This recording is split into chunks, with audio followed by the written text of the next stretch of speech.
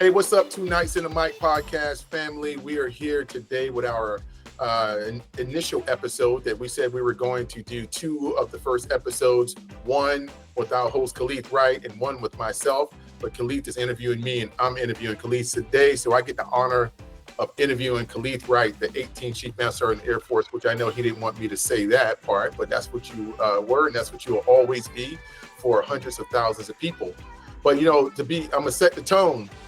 I did not give Kaleth these questions. He doesn't know what I'm going to ask him. And, like I talked about at the end of when Kaleth interviewed me, I would like to, at one point, get some audience involvement. You'll see us on the social media handles and stuff to say, hey, throw some questions into us. But we're going to dig right into this interview with Kaleth while we have him. Hey, Kaleth, how you doing, first and foremost? Hey, man, I'm good, brother. Always good to see you. Always good to be back with Two Nights in the Mic. Let's do it. So, I was thinking about the question that I was going to ask you. I'm like, man, stay away from some Air Force stuff. Definitely got to talk about some golf stuff. Definitely got to talk about, no one knows probably where you live now, because I'll get people coming to me all the time. Hey, Kaleth is in D.C. No, he's in San Antonio, but that may be only for another 90 days. Then he might be in another state. So I'm sure we'll catch people up on what you're doing, some great things you're doing. I think probably it's probably a quarter of the Air Force probably still thinks you serving somewhere, so we'll get caught up. Something I wanted to start off with, just get the whole, the whole thing that, being the Chief Master Sergeant in the Air Force, that question right off the bat. You've held one of the most influential positions in the Air Force, which is, Chief Master Sergeant in the Air Force. But I just want, we start off with that. Who was Kaleth before all those stripes and all those titles? Who was Kaleth, and better yet, who was K. Wright? Woo. So prior to me becoming the Chief Master Sergeant in the Air Force, or even in making chief, man, I like to consider myself, I was just a regular guy. Now, I was driven, and I've always been an extrovert, so I always liked being around people. I've always had a lot of friends. I made friends easy, playing on sports teams and all that good stuff. But I like to think I was a pretty simple person. The thing that I would say probably categorized me from the time that I was, of course, people have heard the story. I started off really rocky, right? I wasn't very motivated at all. I had a great mentorship from a pops, Joe Wimbush, and probably after about four, maybe 5 years in the Air Force, man, I was pretty driven to be successful, just because of where I came from, coming from nothing in Columbus, Georgia. But honestly, I didn't really change all that much when I became the Chief Master Sergeant in the Air Force. Now, I did grow, just because I was unpolished in some areas, particularly when it came to managing relationships and stuff like that. But I largely was Kaleth as the Chief Master Sergeant in the Air Force, and K. Wright was just because people, I don't like being called Kaleth. When most people see my name, they say Kaleth. So, and when I tell, it just happened to me the other day, man, on a golf course. So when I tell them my name and they look confused, I don't think it's that hard of a name, right? And then I say, but most people call me K. Wright, and they're like, oh yeah, that's much better. That's funny, man, because I don't think my name is hard. But, I tell people my name, and the next thing you know, they call me Ty. I'm like, where did you get the T-Y-E from T-O-D-D? So I'm with you, man. I got to come up with a cool, it's not many things I can do with T-O-D-D, like K. Wright. So we got to figure that out. But, man, moving on, man, I think if we had a live show right now and people were asking questions to me, and that's just, we're going to get off the Air Force tread in a minute, but, this has been the number one. If I have a number one K. Wright question, first of all, the number one K. Wright question I always have is, can I take a picture with you? And I'm not K. Wright. So that's the number two K. Wright question that I always have is from people who know both of us, because it's not strangers who's asking this question. It's typically like people who probably a little bit out of the circle that don't want to ask you. They still look at you as, that's not K. Wright, that's not Kaleth, that's the Chief Master Sergeant Air Force. So I remember I was being at ASA a few years ago, and you showed up there. I think it's your second ASA, and you were on stage. People were like, hey, man, there's a couple of senior NCOs, hey, I got a question. I know you're friends with K. Wright. I'm like, well, I'm not K. Wright's handler, so don't ask me no questions about K. Wright. They're like, no, I just want to know, why doesn't he wear his uniform at military events? So I'm like, you know what? I'm going to ask him that question never. But you know, we're here. We're here, and I know the answer. But you know, let's just go ahead and put that to bed. Inquiring minds want to know. Yeah, I actually think it's pretty simple. Military uniforms are for military people, right? And when I was a military person for almost 32 years, I wore mine at military events. But once I retired, I didn't see the need to wear it. I didn't no longer wanted to wear it. I no longer have a desire to wear any of them, and I just refused to, I guess, conform in that way. Now, that being said, I don't really care what anybody else, wears. If you have pride and you want to continue wearing a uniform as a retiree, I think that's great for you, but it's not for me, right? So I'm wearing a suit, a tux, and some J's, and that's kind of my signature thing. Every now and then I might put some hard shoes on, but that's few and far between. You know, I really didn't battle with because I don't care. I was like, I went back and forth. Well, am I going to ask that question? Because being public facing, you know what that comes with. Both of you going to be some people on social media. But you know what? It is a personal choice. But I brought that up, and I know we giggled a little bit, but I see a lot of people today and always, since me being around the military for over 30 years, make that choice. It's a choice for me. I have not had a military uniform on in 6 years since I retired. I've told my family what my choice is. If unfortunately, untimely, passing, but I think that'll be the next time that I wear my uniform, unless there's some audible. Now there is some special occasion because my old boss, Cotton, like, when I retire, you will wear a uniform. I'm like, I'm kind of not in the military. You can't tell me what to do, but I will. But for you, we'll do it. We'll think about it. But it kind of still can't tell me what to do. But I want to move to. I would consider one of your knowing you, one of the loves that you have, and congratulations on the score you posted. You can tell some people about that yesterday. I know as someone who can't break 110 that scoring what you scored is a very significant thing with a golf course. But you are an avid golfer. I mean, you golf a lot, and you've been a golfer for a long time. What lessons from golf have shaped you to how you see the world? If you can think of lessons from golf that have shaped you, how you lead and see the world, what are some of those lessons? Yeah, so I think probably the number one lesson that I take from golf that I apply to life is, you have to roll with the punches, right? You have to be, like Bruce Lee says, you have to be like water.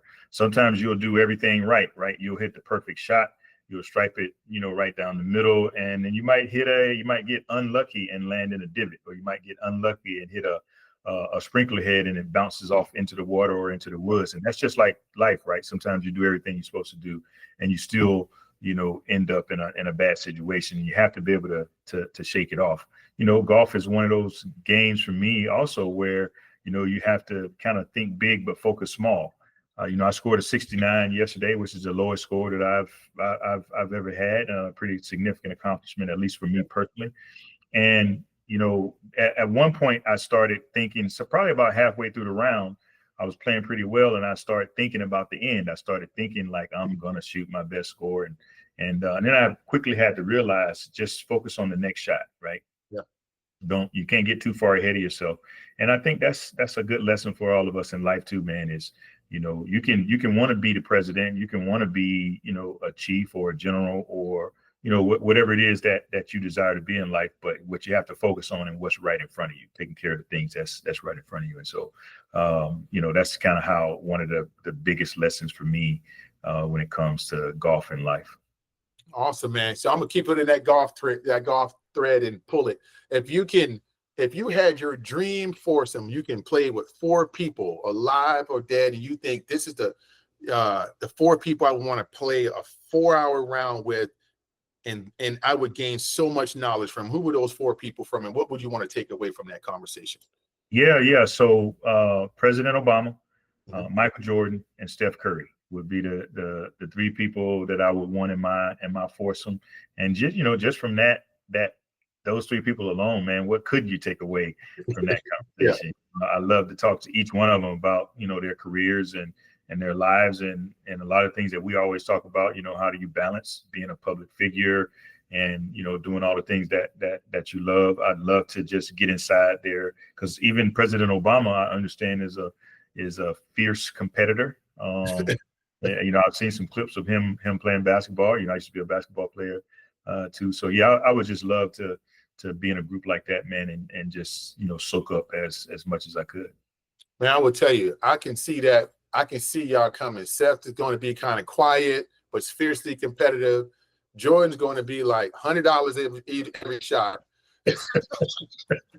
And Obama's going to have something just super like brain just exploding to say at least every 3 holes that you just, yeah. It's going to be out of the blue, unsolicited. So that'll be yeah. I would like to just caddy for y'all on that. Yeah, I definitely have to save up for that round. Yeah, you're gonna be out about $7 grand with Jordan on your round. But no, I want to take it back, man. I think you left the Air Force, some years ago, 5 years ago, I think. And I think a lot of that has been the 2 chief master sergeants of the Air Force since then. And I know your stance on not looking back in the same as mine. And we're not going to look back on what the Air Force is necessarily doing. I want to go personal to you for a second. Looking back, what was the heaviest leadership decision you had to make as a SIMSAF, and how did it change you?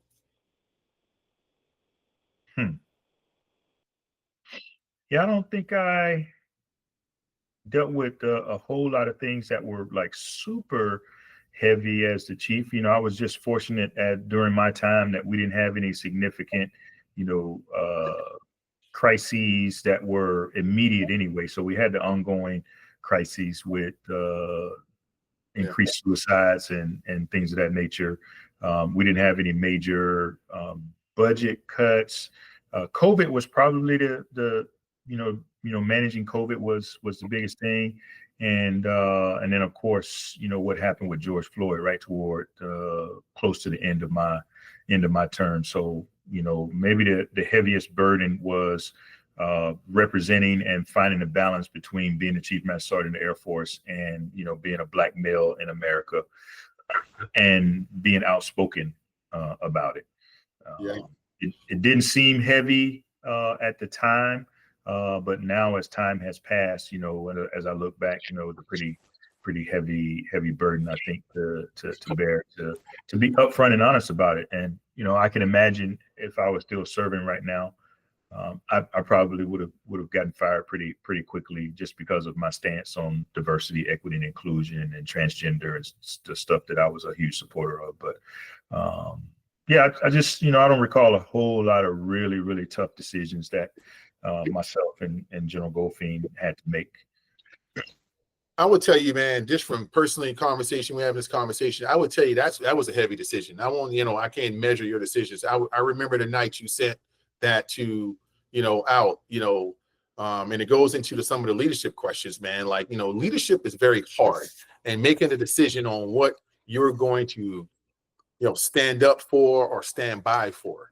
And I will tell you that, I thought that was one of, watching the whole time of your tenure, I thought that was one of the most consequential decisions that you make, because you could have made other decisions. You could have just, not did it. And I know, we have talked about that over the years, but I thought that was a very consequential decision that you made that still today, and I know you're not on social media probably as much as I am sometimes, but every couple of months that pops up, on somebody's timeline. And that's almost 5 years ago. All right. So personal legacy. I just say one thing about that, Todd. I think what I thought about during that time was, I was pretty popular, as the Chief Master Sergeant of the Air Force.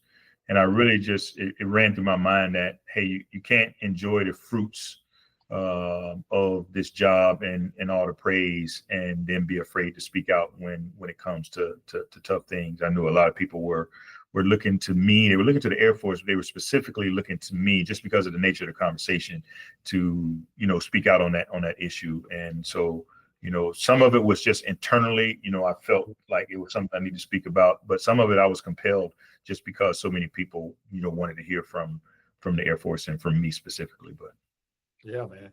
No, I agree. It was needed, and a lot of other things. I think we can kind of cherry pick a couple of those moments. All right, off the camera, man. Off the camera, off the social media trail, off the AFSA trail and the AFA stages. man, who is Kaleth Wright? Like who's Kaleth Wright? Not the guy walking into HEB. Who's Kaleth Wright? Who's the dude? Who are Yeah, that's exactly who I am, man. It's funny. I'm going to HEB as soon as we finish this this thing, man. If you never lived in San Antonio, never got to experience an HEB, man, it's amazing. It's like the most amazing grocery store. You know, I lived in Virginia for a while, and I thought Wegmans was the joint, man. HEB is everything. no, HEB cannot have Wegmans. No. Oh no, Wegmans, man, is on another level too. Yeah, no, man, we'd have to debate that, you know, live one day. But so yeah, I think, man, like I mentioned earlier, you know, I'm a pretty simple guy, man. I try to keep life, you know, not too complicated. You know, I love sports. I love to play golf. I value relationships and friendships. Like I said, I'm a natural extrovert. So, you know, I got one of our friends that's coming to town this week. On any given week or weekend, you know, somebody will be crashing in my spare bedroom. You know, so that's kind of who I am, man. Pretty simple guy and trying to enjoy life. I had what I would consider a nice Air Force career. And I'm semi-retired right now, so I'm still doing some work in a few areas, some consulting, some board work. Still do some speaking engagements, but mostly I play and practice golf and just try to enjoy the time that I have left on this earth, man. Spending more time with you know, people that I care about in my life, to include my kids and stuff like that. So yeah, life is good, man. I'm just a simple guy. All right, man. I got a serious question for you, man. This, you know, I got to cover all bases, man. Serious question. 3-parter. Best golf course you played in 2025. Best cigar you smoked in 2025. And best golf clubs you have bought this year. Because you notice I say clubs because yeah. Okay, so best golf course I've played this year is probably Greyhawk, which we played in Phoenix just a week or so ago. Really nice course. I think I'm trying to think back if I played anything nicer.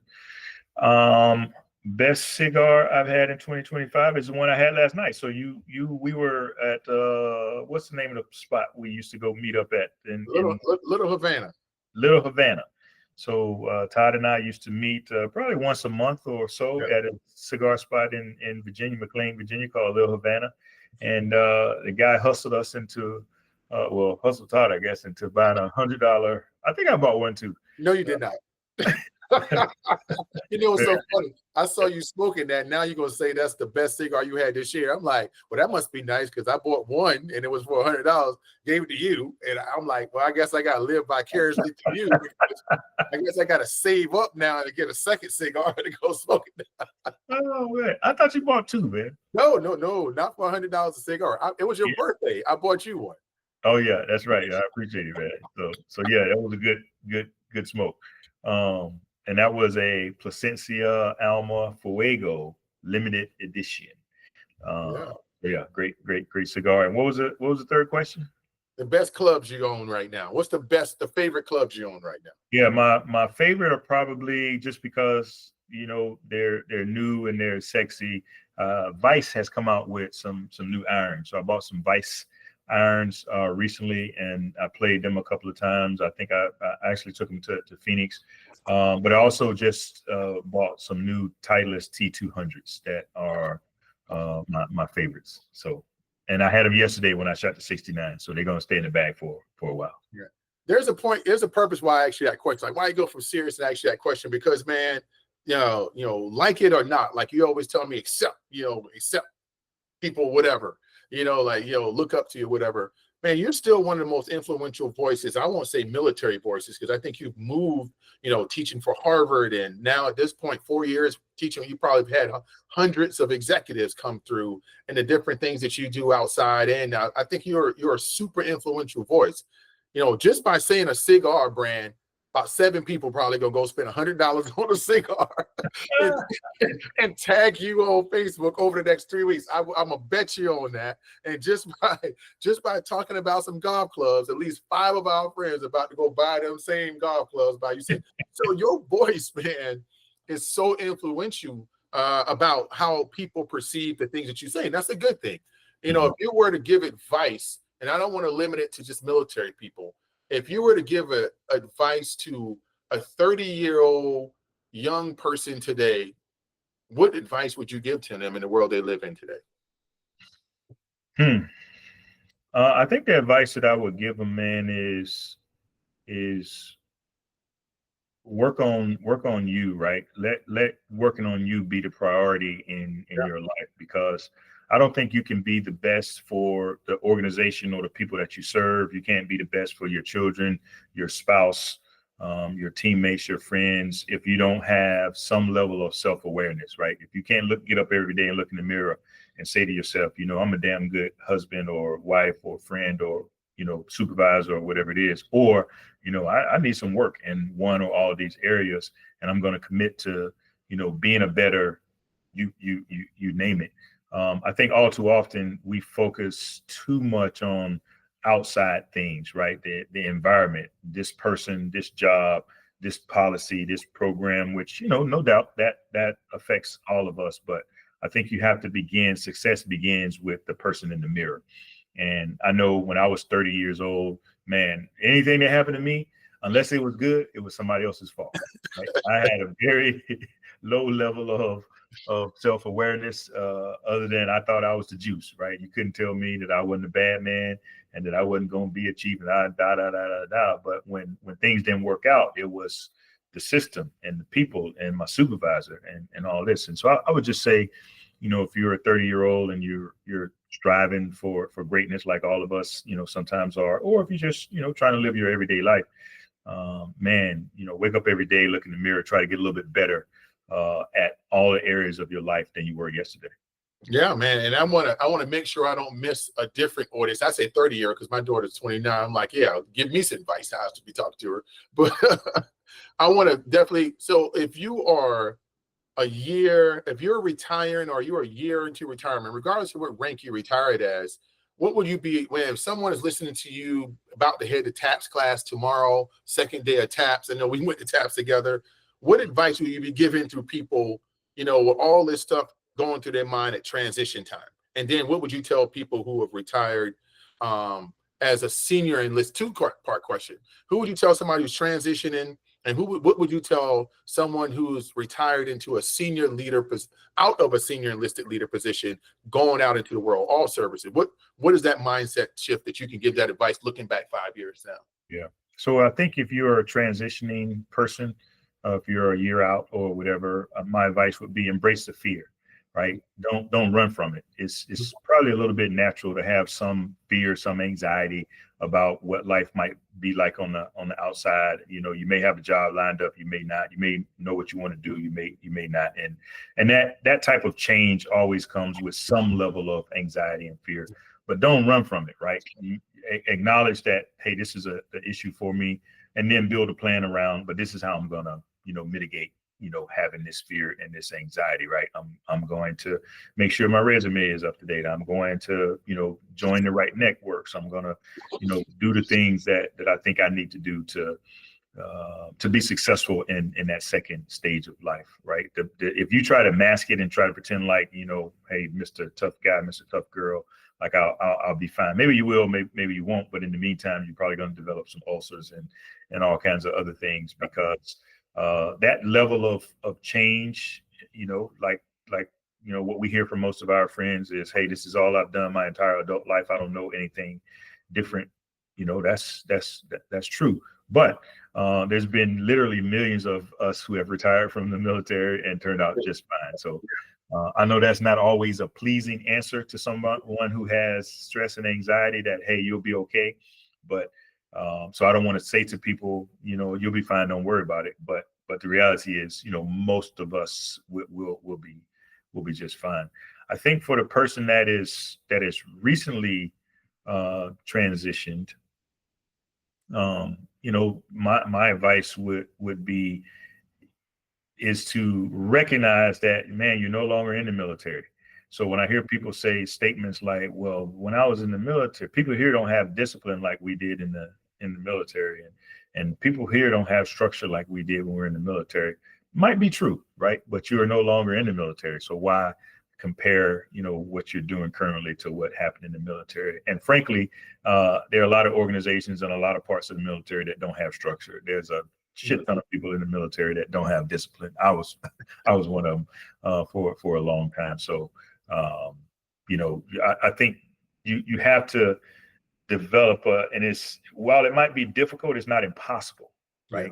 Yeah. I know most of us are somewhat institutionalized if you do something for such a long period of time, but it's just like getting out of jail, right? You can't get out of jail.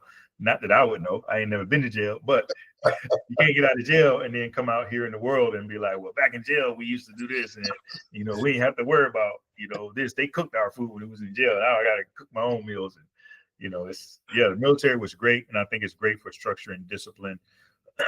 There's lots of other organizations out here that have that same thing. But, you have to put yourself in a mindset that, I've pivoted. I'm doing something new, maybe exciting. It may not be, but don't bring your military baggage to your next phase of life. Yeah, man, that's great advice. I don't want to make this into a transition thing, but I think, it's so important. Like I say, when people hear things from different people, it hits different. And one last thing on the transition thing, what would you do over if you could transition from the military about clothes you had? Well, I was smart, man. I got a good friend by the name of Ron Draper, and Ron, cop, good friend of mine, man. As a matter of fact, he did me a real solid, helped me out with some stuff that I had going on with my son here recently. Ron lives in Tampa, Florida, and when Ron retired, he told me, man, he had to drop a significant amount of money on clothes. I think he went to Joseph A. Bank or Men's Warehouse or something, to transition. And so from that point forward, and this was almost 18 years before I retired, right? Because this was in 2012, I think, when Ron and I were together at Cadena. And man, I just started, buying little things here and there. Now, obviously 12, 18 years later, I didn't still have all that stuff, but I got into the habit of, buying one jacket, buying a couple of dress shirts, having some dress pants. And because by this time, I had made chief and I was having to go to social events and all that type of stuff. And I wasn't really the khaki, white shirt, blue jacket kind of guy. I try to be, I'm not super fancy, but, I like some, a little bit of color and whatnot. And so, I by the time I retired, man, I had a kind of a full wardrobe. I was still buying stuff, but I didn't really need to buy anything. And so I think the advice that I would give, if you're thinking about, not if you're thinking about, because at some point you will transition, but, start buying little stuff now. You don't have to buy expensive stuff. I used to buy a lot of my stuff from Ross and Marshalls and TJ Maxx and Burlington Coat Factory. You can get some really good stuff for a cheap price, even Macy's. And then I would take it to the tailor on base, the same person that would do my uniforms and get my suits and stuff tailored, and people would be like, wow, you got a custom designed suit. I'd be like, yeah, it's a little Italian, little Italian from Burlington. Man, the reason why I say that, and I'll put a little bit of caveat on what you said, man. First of all, for those of you who are listening that served during the time that we were in and during the 4 years that you were Chief Master of the Air Force, know that K. Wright drove the stock up at Cole Haan about 44%. I think every single person, especially Chief, went and bought a pair of Cole Haan because you started the $0 So, and I've always liked clothes and stuff. And I know we've talked about this, is that, well, the best advice I can give people, if you have never been a clothes person and you have never liked dressing, and the military has allowed, you got off and you just threw some sweatpants on for 20 years, like, start going to these stores and just talking to Men's Warehouse is a good one. Just go get fitted for a shirt or go do something, because what you don't want to do, and we've had I won't put his name out here, but I had a friend, Dion.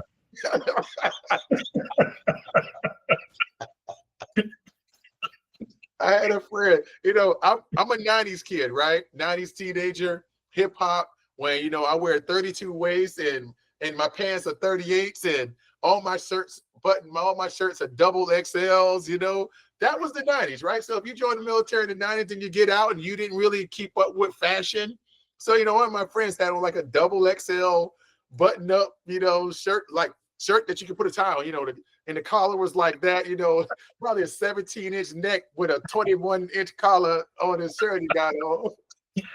And I'm looking, and this is a retired senior enlisted leader, and I'm going, it's not his fault. So what I would tell you, it don't matter if you're at 3 years or 17 years, if you don't like dressing up and being fancy, that's fine. But every now and again, if you're going to buy a pair of pants, go get sized. Go figure out what your waist, go figure out what your neck, go figure out what your inseam is. And to be honest with you, to close that out is clothes make you feel better. Yeah, I'll tell you, it's funny, man. I got a lot of clothes, I got a lot of dress clothes, but I've transitioned to, I wake up every day now, every single day, and I either put on gym clothes or golf clothes. That's it. It don't matter what's happening. It's got to be a very special occasion for me to put, I got a closet full of sports coats and, custom shirts and slacks and all that good stuff. But now, hey, man, I got to be ready in case the golf game break out, or if I'm driving around ATB and it's like, oh, that's a driving range. Boom, I'm there. I received many comments with you speaking in front of large groups of like, hey, man, this dude up here with talking about his tea time, and he literally has an outfit on that's ready to go play golf. Yeah. If you invite me to speak somewhere, if it's not formal, then I'm probably going to have on some variation of golf clothes. Now, I might not show up in shorts, but yeah. Hey, you do what you do, man.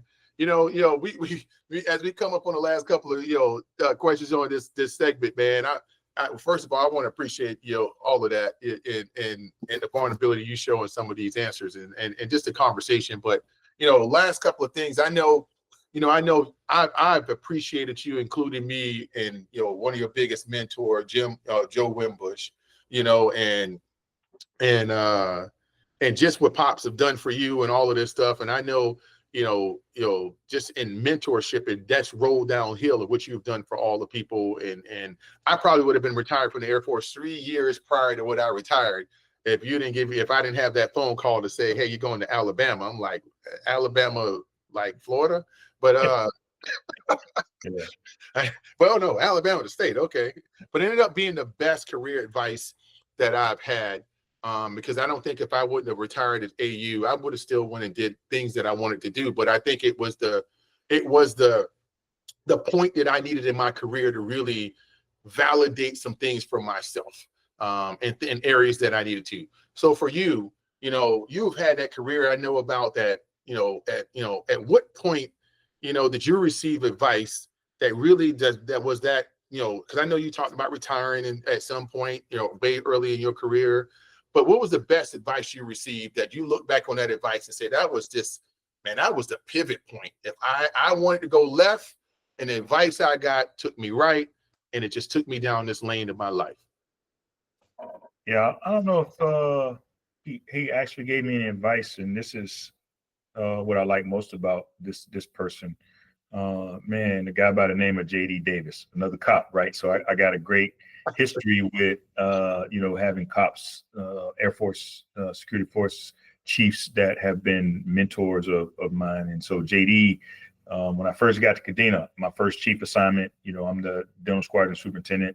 And, we're both golfers. We got a Saturday morning golf group, and JD, we become friends, and he starts to recognize, like, okay, there might be something here. This guy seems like, he has more in him. And I was content with going to be the Met Group Superintendent, and he convinced me to compete to be the Mission Support Group Superintendent, which at that, I think it's been done several times since then, that kind of cross-flow chief thing, but that was probably the first time, particularly at a major installation like Kadena. And so throughout the years, man, JD has just been a huge advocate and a huge mentor. His mentorship, he was more of a coach, I would say, than a mentor, right? He very rarely told me to do this or, gave me advice, but he always asked me a lot. Like one time, I'll be honest with you, man, JD asked me I was having some marital problems. My last wife, Tanya, and JD said to me, he said, don't you think it's interesting that you're such an excellent communicator with the force and with the people, but you have such a hard time communicating at home? Mm. And man, you're talking about like a throat chop. This dude might as well be Bruce Lee. I mean, it was like one of them. But he was right, man, and it caused me to do a lot of self-reflection and frankly, I didn't get much better in the moment, but it's something that I've gotten better at over the years, and I always look back and I think JD for being that person for me. So he was the influential Pops was there for me, and he's always been there for me, but primarily when I was a young guy, man, he helped me turn my life and career around. But when I got into the executive suite, you would call it, as a chief, JD was the one who kind of set me up for success.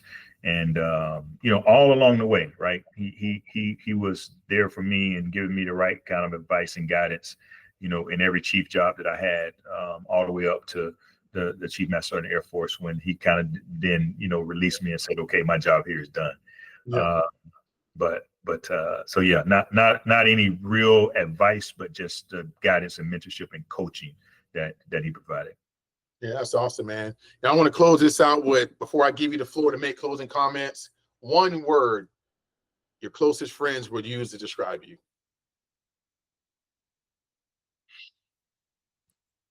Ooh. Unbothered. All right. I love that word. We've had conversations around that word. Yeah. I think my friends recognize that I accept who I am, and I'm going to do what it is that I think is right for me and the people that I love, regardless of what everybody else thinks. I'm always respectful and whatnot, but I'm pretty unbothered by stuff that's going on around me and in life. Even though there are some things about what's happening in the world today. I know we covered this question with you last week. But there are some things that's happening, particularly in our country, that is pretty bothersome to me, if we're being honest. And it's caused me to rethink my purpose. And this is something that I hadn't even shared with you yet, Todd. We'll talk about offline. But I'm not considering. I've decided to make a major pivot in an area where I think I know that I can and want to make a difference. But mostly, my friends would probably describe me as unbothered. That is a true statement. Yeah, I would tell you, man. As we close out, man, I will. We've talked about where you came from, where you were at, and I would like you to close out a little bit about where you see yourself going, and where do you and some of those reflections that have taken you to. I know you talked about a new vision we'll talk about, but as you close out, where. What does Kaleth Wright 2.0 look like going forward, and how does that involve all these thousands of people who still want, honestly, the goodness that comes with knowing you? Yeah, so I think K Wright 2.0, man, looks like me, one, enjoying life, right, doing the things that I want to do in life, me developing and maintaining meaningful relationships, both in my personal and professional life, and living in the moment, right? I know sometimes I always say, I try to have a broad perspective about things, but sometimes just live in the moment, man.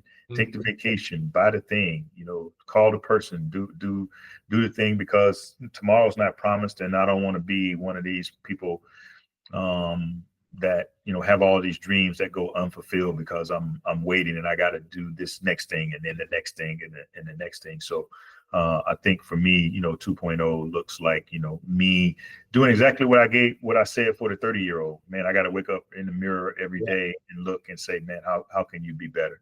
And that's something that I'm committed to, and like I said, I am pretty committed to this professional pivot that has is really what's got kind of my time and attention at this point. No, I look forward to hearing about it. Hey, man, I know we kind of went a little bit over for y'all, but hey, the conversation was so rich and so good. This is again sponsored by Columbia Southern University. It is 2 nights and a mic, and this is about real conversations. This is K. Wright interviewed me. This is me interviewing K. Wright. Now we'll go forth with having some guests guests on here to have some rich conversations. I look forward to you engaging and having conversations. But K. Wright, again, I tell you, you're my brother, not because we both got gray beards, but you're my brother, man. You have no idea. A lot of my questions were surrounded around what you have done through access to people and who has shaped you to be the person to give all of us access. And I tell you, I've made some life decisions based off of, I would hate to say this in public. I made some serious life decisions based off of a cigar and a napkin and a pen. And they were some of the best decisions in my backyard when I was at AU. They've been some of the best decisions up here in the DMV. And you have no idea the value that I place at this point in my life on the friendship that we have. And I appreciate you. And I know so many people echo that sentiment. And the unbothered piece is so poignant in that, who loves you, who doesn't. Yeah. Hey, last thing I'll say, man, is I want the audience to take a good look at, both of these frames. People have mixed us up so many times. You've taken several pictures as the Chief Master Sergeant of the Air Force. We've been together, standing beside each other. We were at a golf tournament at Air Force Enlisted Village. Yeah. And you walked right up, and the guy came up to you and took a picture, and you were standing next to me. yeah, and I love that you roll with it. And you talk about making decisions. I remember we went to a Chevy's that's now closed over in Brandywine, Maryland, when you decided to retire. Yeah. And the hostess was like, "Oh man, you guys are twins." So yeah, I'm Ronald and that's Donald. So if you hear me call him Ronald, that's what that's about. I appreciate you. I appreciate all the questions and thank you for your friendship. And I'm really looking forward to this podcast. Awesome. 2 nights in a mic out, bro. Man, you know how long I've been out of the military. I was literally about to ask you, man, what were you, the 18th, 19th? What number you were? That's about as much as we talk about this. I'm like, I don't want to say. What number you were? I'm pure retiree now. What y'all doing over there now? Oh man, I gotta fly to St. Louis in the morning. I'm not mentally prepared to go nowhere. All right, you say we ready.